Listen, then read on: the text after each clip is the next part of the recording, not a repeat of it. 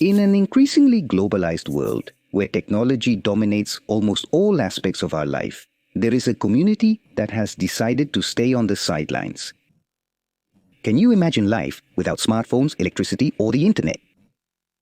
For the Amish, that is their daily reality, living as if time had stopped centuries ago.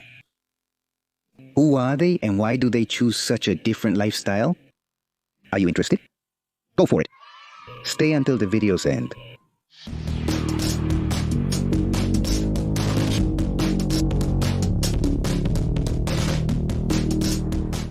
To understand the origin of the Amish, let's go back to the 17th century in Europe, in the midst of the Protestant Reformation.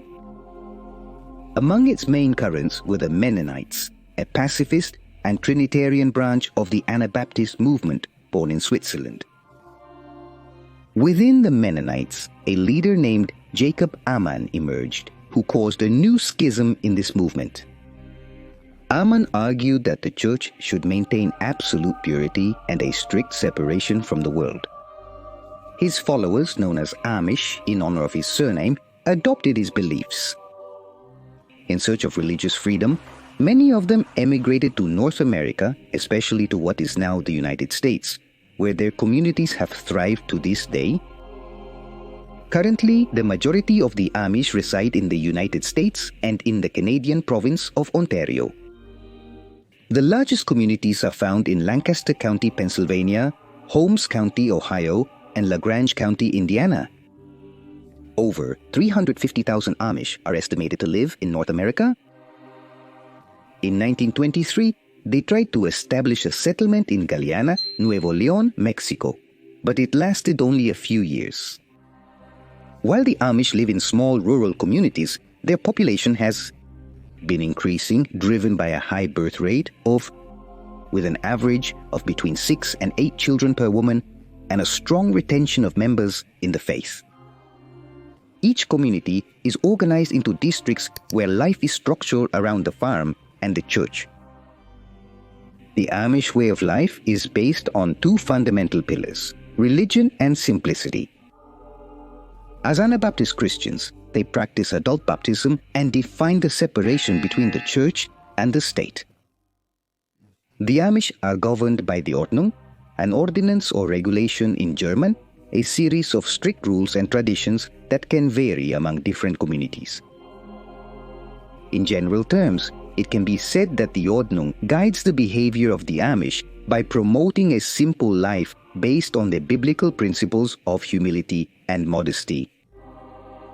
Their rejection of modern technology is not simply a lifestyle choice, but a way to avoid distractions and maintain a purer relationship with God and the community. Some biblical passages that support this perspective include Romans 12.2, 1 John 2.15-17, 1 Peter 3.3-4, 2 Corinthians 6.14, or Matthew 6.19-21. This philosophy is reflected in the astonishing customs that the Amish maintain to this day, in contrast to a world where most of us depend on technology. The Amish's determination to preserve their traditions and lead a simple life is truly mind-boggling.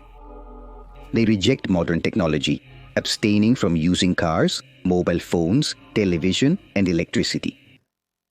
They use horse-drawn carriages as means of transportation, and many of their tools are manual. And you might say, but Sebas, surely they grow up and move to the cities influenced by the culture of a country as consumerist as the United States.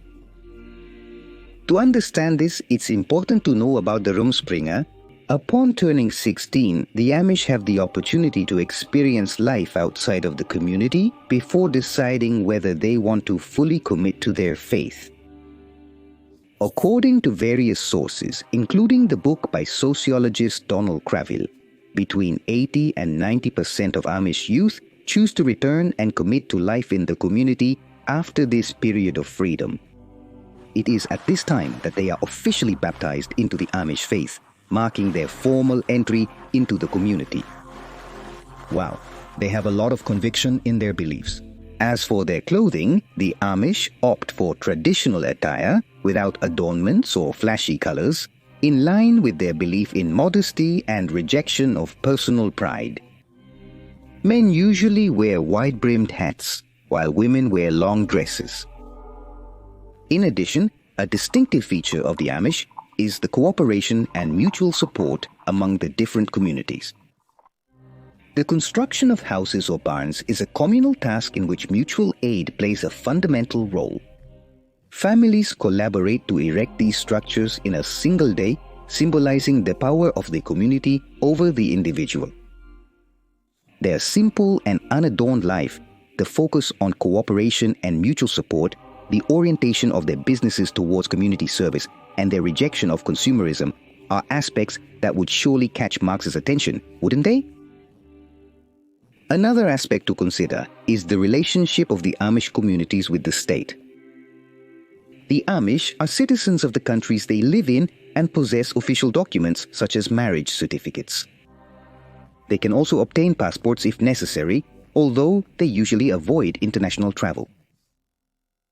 Although they have the right to vote, they generally do not get involved in politics, as their faith teaches them to live apart from the world and avoid participation in secular activities. Although state authorities have jurisdiction over the Amish and they must comply with the country's laws, including civil and criminal codes, they usually resolve their internal problems through their own system of community discipline administered through the church. Although they do not have a very structured hierarchy, the bishop acts as the spiritual leader of each community in charge of the sacraments and discipline and is seconded by the preaching ministers. As you can see, despite living on the margins of the modern world, the Amish have shown that it is possible to thrive with a simple life, centered on community and faith. Their lifestyle invites us to reflect on our own priorities. Do we really need all the modern technology to be happy?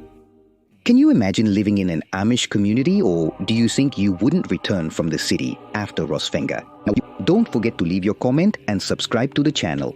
Also, I leave you in the description my social networks, and in case you want to see the new videos in pre-premiere and have a greater interaction with me, your donations on Patreon, unamanito.net or channel members are welcome. See you next time.